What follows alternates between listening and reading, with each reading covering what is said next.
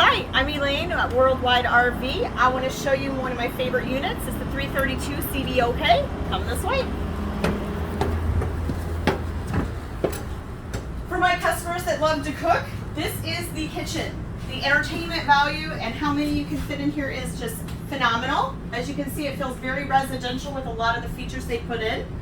You can also sit at the bar, which I love that versatility.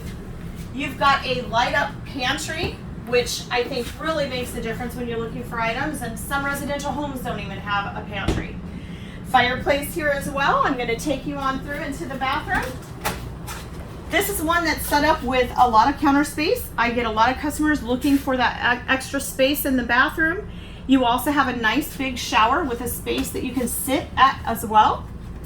And going into the bedroom, you've got a really great amount of storage in your bedroom, and it really allows for that extra space when you've got the bed set off to the side. I'd love to show you more. Come on into Worldwide RV, ask for Elaine.